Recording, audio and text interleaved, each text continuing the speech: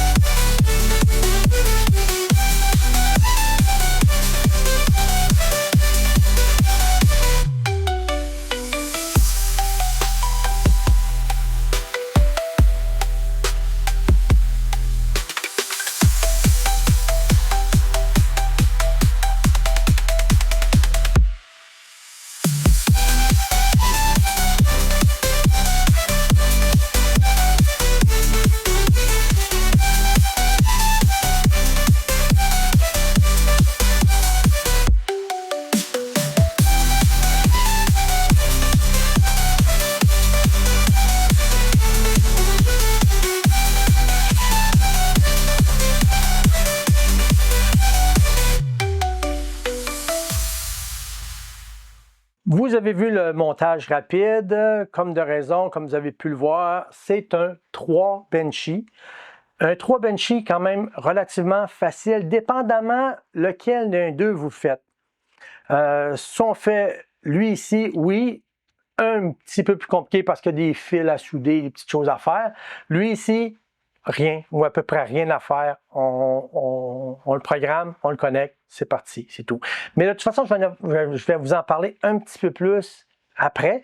Je vous laisse regarder la partie logicielle. Donc, on va apprendre à programmer le ESP8266 avec ce bout d'information-là. Donc, je vous laisse regarder la partie logicielle et la connexion chez Dolibo et tout.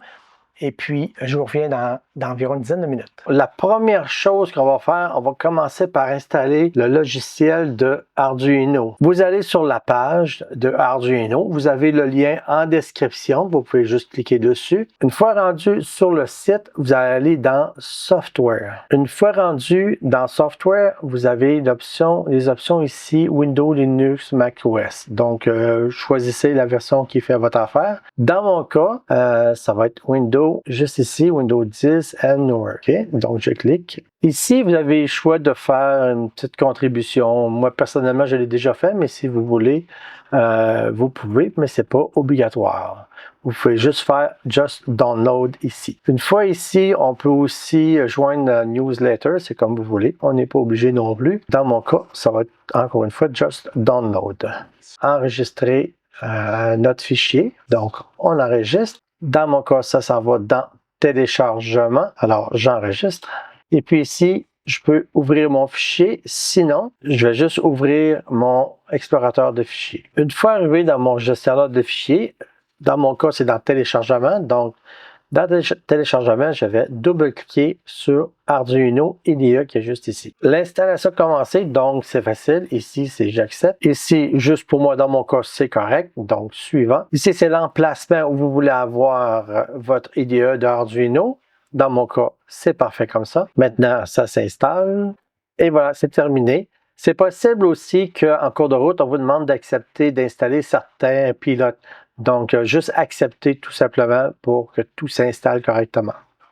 Ici, on fait juste fermer et le logiciel est installé. Automatiquement, il va me le partir. Donc, on fait fermer. Et voilà, c'est ce que vous êtes censé avoir en partant avec le nouvel écran. Maintenant, vous allez aller dans File ou Fichier, c'est installé en français. Et puis, vous allez dans Préférences. Une fois rendu dans Préférences, vous allez devoir ajouter cette ligne qui est ici. Et puis, la ligne est déjà en description. Donc, vous la copiez et vous l'installez juste là.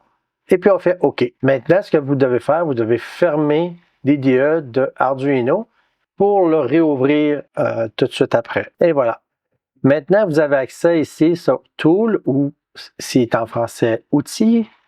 Cliquez ici, puis là, vous allez avoir d'autres options. Ça ne sera pas encore là présentement. Moi, c'est parce qu'il est déjà là, déjà installé. Donc, vous allez aller ici, et puis vous allez voir ici dans le ESP8266, on a un paquet d'options. Nous, ce qu'on veut, c'est le node MCU 1.0. Donc, juste lui qui est ici. Okay? On va juste cliquer dessus. Maintenant, vous cliquez sur Outils ou Tools, dans mon cas. Et puis, vous allez avoir plus d'options maintenant. Donc, tout ça, ça va déjà être installé, mais on ne touchera pas. On va laisser ça tel quel. Et puis, à ce moment-là, on est prêt à aller chercher la partie du programme qu'on va avoir de besoin un peu plus tard. Donc, pour l'instant, on laisse tout ça comme ça. Maintenant, vous allez aller sur code.dolibo.com. Vous allez arriver sur cette page-là. Quand on est rendu ici, on fait tout simplement Projects, qui est ici. Donc, je clique. Et puis, une fois qu'on est là, on va tout simplement se connecter. Dans mon cas, j'ai déjà un compte de créer. Si vous n'en avez pas déjà un, vous allez sur Register et puis vous créez un nouveau compte, tout simplement. Dans mon cas, je vais juste me connecter. Une fois que vous êtes connecté, on peut voir en haut, j'ai déjà mon login en haut, qui est Rockprint. Vous avez aussi YouTube Counter and Clock. Donc, c'est ce projet-là ici qu'on va réaliser. OK? Donc, je clique dessus. J'arrive dans cette page-là. Ce qui est important de faire dans notre cas, ici, on va devoir changer pour 4 au lieu de 8. Donc, je change pour 4 parce que notre affichage a seulement 4 sections de LED. Puis celui qu'on voit à l'écran présentement, qui s'écrit 6260 subs, lui, a 8 segments. Donc, dans notre cas, on y va à 4. Éventuellement, si vous voulez changer pour 8, c'est quelque chose de possible, mais vous allez devoir réimprimer un nouveau boîtier. Ici, vous allez marquer votre réseau, donc votre réseau Wi-Fi, avec le mot de passe juste ici, qui est le mot de passe de votre réseau. Après ça, vous arrivez sur YouTube Channel. YouTube Channel, c'est le canal du YouTuber que vous voulez suivre. Je vais copier le lien qui est en haut. Le lien au complet. Tout ça au complet, on le prend. Bouton de droit pour copier le lien. Et puis, je vais venir le placer juste ici, dans la case YouTube Channel. Donc, bouton de droit, coller. Là, il m'a marqué toute mon adresse au complet. Je peux vérifier si c'est bon mon affaire. Donc, je vérifie. Donc, j'ai mon logo, mon nom, mes subscribers et mes views aussi. Donc, tout est là. Maintenant, il faut trouver la time zone. Dans mon cas, je vais chercher América, Montréal. Dans votre cas, il faut aller chercher la bonne place, évidemment. Donc, Montréal est ici. Qu'est-ce que je veux que l'afficheur me montre? Oui, je veux l'heure, je veux la date, je veux la journée aussi. Je veux qu'il affiche mon canal, donc Rockprint 3D. On va voir passer à l'écran. Mes subscribers et mes views. Je veux tout voir ça. La transition, 5 secondes, c'est correct. Après ça, le type de transition. Là, c'est quand même assez important. Si on prend Fade, c'est que ça va apparaître tout doucement et puis ça va disparaître. Puis après ça, on va voir la prochaine, on va dire la date, va apparaître, disparaître. Bon, c'est correct si on a le 8 segments. Mais avec le 4 segments, on ne peut pas vraiment parce qu'il va vous manquer de l'information. On ne pourra pas tout afficher l'information complète. Donc, ce qu'on fait, on va juste changer Fade pour Scroll. Ça va faire exactement ce que vous avez vu tout à l'heure sur la vidéo. Mes deux afficheurs, eux, ils partent de la droite vers la gauche. Donc, c'est ce qu'on veut avoir. Une fois tout ça fait, tout ça complété, évidemment, ça prend un réseau. Je vais marquer rock, c'est pas important, n'importe quoi. Et puis le password, on va marquer 1, 2, 3, 4. Peu importe, c'est pas important. On s'en va comme ça. Maintenant, je vais sauvegarder mon setting. Donc, je clique.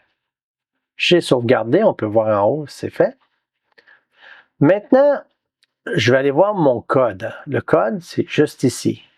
Donc, je vais aller voir qu'est-ce que mon code a l'air. C'est ce qu'on va avoir comme code. Bon.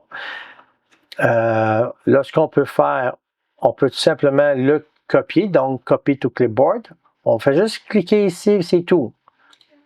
Ça disparaît, c'est normal, c'est correct, c'est enregistré. Maintenant, pour continuer, juste ici, vous avez le plan. Le plan, c'est intéressant, je vais cliquer dessus. Puis, on a le plan détaillé de notre afficheur. Dans ce cas-là, on peut voir qu'on a plus que 4 segments, mais ce n'est pas grave. Nous, on en a besoin de 4, mais les connexions restent les mêmes, exactement les mêmes. Donc, le positif 5 volts va aller sur le VCC. Le ground, lui, va aller sur le ground aussi de l'affichage. Et puis, le CS qui est sur l'affichage, lui, va aller sur le D8. Et puis, le DIN, lui, il va aller sur le D7. Et le CLK, qui est le clock, va aller sur le D5. Mais que ce soit le Mini 8266 ou que ce soit un des deux 8266 que j'ai sélectionné, les trois vont faire. C'est les mêmes connexions, c'est juste qu'ils sont à une place différente. Puis aussi sur le ESP 8266, au lieu d'avoir du 5 volts, on va le brancher sur le 3 volts et ça va très bien fonctionner aussi. Ça va être pour la méthode simple, le petit affichage avec le petit boîtier seulement. Si vous avez fait le gros, les connexions restent les mêmes, mais par contre, il va falloir ajouter 3 autres connexions pour les affichages LED. Donc, c'est tout pour les connexions. Maintenant, on va retourner dans notre IDE de Arduino. Un peu plus tôt, on a copié le code. Maintenant, ce code-là qui est ici ne nous sert plus à rien. Donc, on va tout sélectionner en faisant les touches CTRL et A. Donc, je sélectionne tout. Et puis, je fais Delete ou Backspace pour tout effacer. Donc, présentement, on n'a plus rien. On va juste cliquer avec le bouton de droit de notre souris et puis on va faire copie ou copier dépendamment de la langue que vous avez. Voici ce que vous allez avoir une fois que vous avez copié le code. Donc, on a tous la même chose. C'est à peu près c'est tous le même code. Il y a des petites choses qui changent un peu plus bas. Autre chose, dans mon cas, j'ai remplacé les journées de la semaine par les journées de la semaine, mais en français. Donc, tout ça ici, ça a été changé en français. Vous pouvez le faire aussi, mais il faut respecter la ponctuation. C'est super important, les guillemets et tout. Mais sinon, vous pouvez le changer aussi. Maintenant, c'est temps de connecter votre ESP8266 par le petit port USB et le micro USB vers votre ordinateur. Donc, le port USB de votre ordinateur. Une fois branché, vous allez dans Tool, outils, et puis vous sélectionnez votre port de communication. Dans mon cas, ce sera le port COM13. Maintenant, une chose ici qui va être vraiment important de vérifier, c'est les librairies. Donc, partout ici, comme qu'est-ce qu'on voit, le premier, Include, c'est ESP8266 Wi-Fi.h. Donc, ce qu'on va faire, je vais double-cliquer dessus, comme ça. Je vais faire un copie. Et puis, je vais ouvrir mes librairies qui est juste ici. Donc, j'ouvre les librairies. Et puis, ici, dans ma recherche, je vais tout simplement coller. Voyez-vous, il faut l'installer. Donc, si c'est écrit « Installe » ici, il va falloir l'installer. Et puis, pour fermer la librairie, on fait juste cliquer sur les petits livres, là, ici, la librairie. Et voilà. Sauf qu'il faut le faire pour tout cela ici. Comme vous voyez, où sont toutes les flèches. Là, moi, j'ai mis des petites étoiles, c'était juste pour me repérer. Mais sinon, il faut tout vérifier si vous avez la librairie d'installer avant de cliquer pour télécharger dans votre ESP8266. Cliquez sur la flèche ici qui est téléchargement ou upload. Donc, je clique et puis là, on installe le logiciel à l'intérieur du ESP8266. Maintenant, l'IDE de Arduino est en train d'écrire sur le ESP8266. On peut voir la petite lumière bleue qui clignote sur le ESP8266. Et voilà, c'est terminé. C'est vraiment pas compliqué. Après ça, vous avez juste à commencer votre assemblage pour le petit boîtier. Et puis, on installe le ESP8266. Il est déjà programmé. Donc, aussitôt vous allez le connecter dans une prise USB et puis vos connexions à l'affichage sont faites, ça va partir tout simplement. Bon, comme je vous le disais un peu plus tôt, si vous avez l'intention de faire ce petit modèle-là, c'est vraiment facile. Vous pouvez voir présentement l'assemblage qui est vraiment pas compliqué. Vous allez avoir aucune difficulté à faire ce modèle-là, même pour un débutant, même s'il faut faire la programmation. Ceux-là, très facile à faire. Par contre, pour ce qui est de ce petit-là, il y a des petites choses qu'il faut savoir. L'affichage qui est ici, lui ici, il est en 4 modules. Et puis les 4 modules sont un peu espacés entre chaque. C'est ce modèle-là que j'ai dans lui présentement. Donc, quand on voit l'affichage passer, il y a toujours une petite espace bon, c'est pas très évident, mais on la voit quand même passer. Tandis que lui, le plus gros, c'est l'autre modèle qui sont tous rapprochés. Donc, lui, on ne voit pas ces fameuses petites lignes-là. Mais là où je veux en venir, c'est que pour ce modèle-là, si jamais par erreur vous commandez ce modèle-là, pour le petit, j'ai 2 formats. Donc, avant d'imprimer, regardez bien comme il faut, mesurez votre affichage. C'est écrit, là, vous allez voir. C'est quand même facile à ce niveau-là. OK? Mais il ne faut pas se tromper. 2 grandeurs, ce n'est pas des grosses différences. C'est 4 mm, je pense, mais c'est assez pour que ça ne fasse pas du tout. Pour ce qui est du restant, c'est pas trop compliqué. Ça va, c'est bien. Ah oui, une autre chose, pour ce qui est de l'affichage, ils fournissent souvent ce petit câble-là. Ça vaut pas cher. C'est vraiment, quand vous faites vos connexions, faites vraiment attention pour bien connecter, parce que sinon, ils vont se démancher. Donc, moi, je vous conseille de faire comme moi. Faites votre sertissage vous-même, faites vos fils vous-même si c'est possible. Mais ces fils-là, ça vaut pas cher. Autre chose aussi, pour chacun d'eux, là, le ESP8266, il est carrément à l'arrière. Donc, si on a un reset à faire, si on a une reprogrammation à faire quelconque, les boutons sont accessibles, tout est accessible. J'ai pensé que ce serait beaucoup plus facile comme ça. Puis en plus, on peut mettre 3 formats de ESP8266 différents parce que j'ai dessiné un adaptateur aussi. Donc, je vais vous montrer tout de suite. Présentement, c'est le gros modèle, le ESP8266. Avant d'imprimer l'adaptateur, vous avez juste à mesurer votre ESP8266.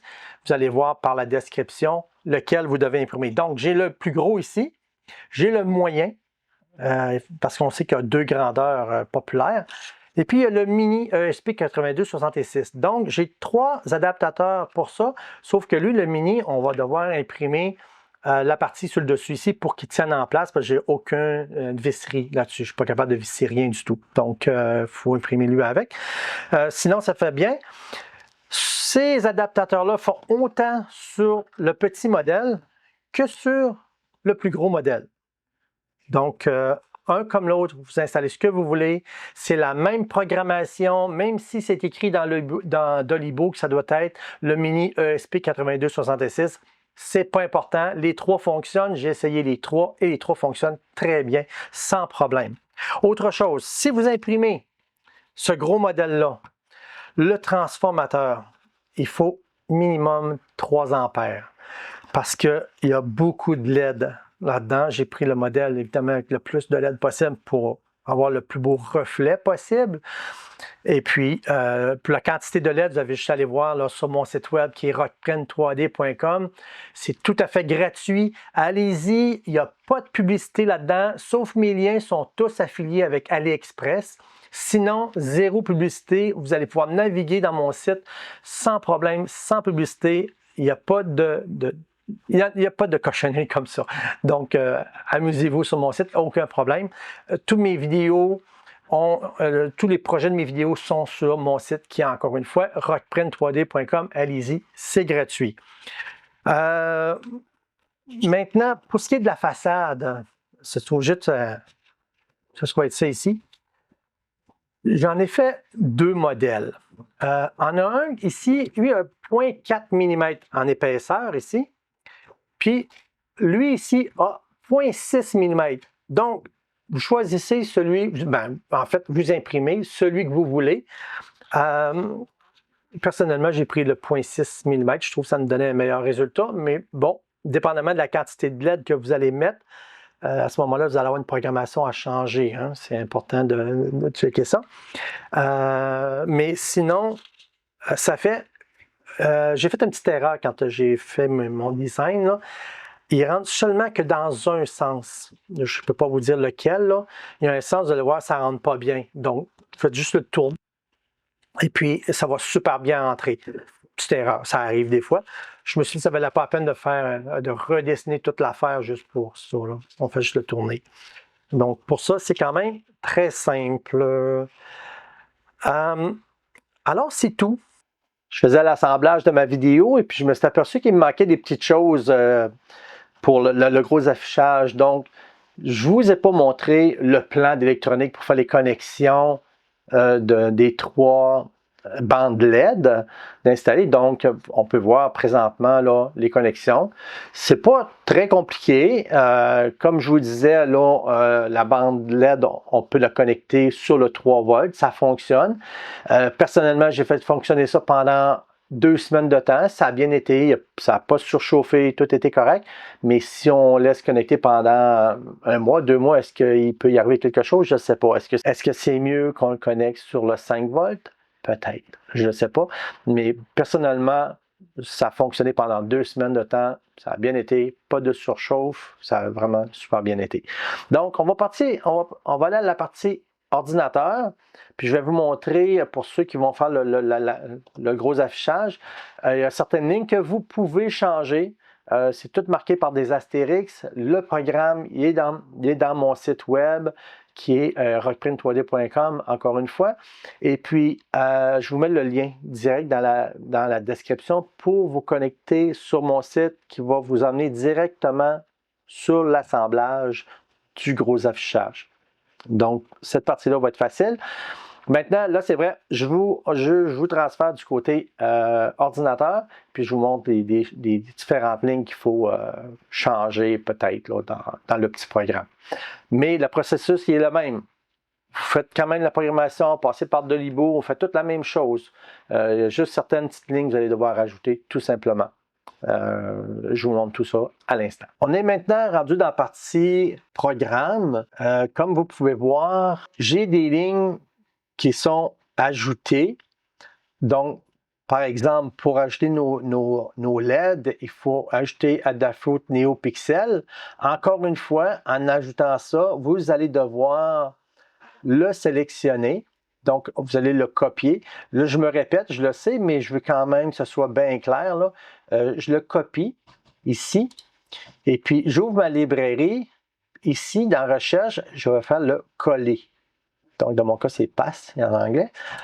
Je vais le coller et puis on va m'apporter différentes librairies. Dans mon cas ici, c'est lui ici, Adafruit NeoPixel. Neomatrix, pardon.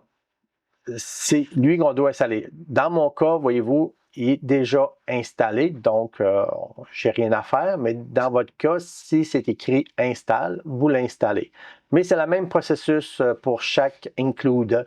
Il faut vérifier si la librairie est là, parce que sinon, ça va vous donner un message d'erreur et puis ça ne va pas s'installer. Donc, je ferme la librairie. Les lignes qui sont à ajouter, voyez-vous ici, la ligne 7 et 8, ben, en fait, c'est 7, 8 et 9, là, même 10.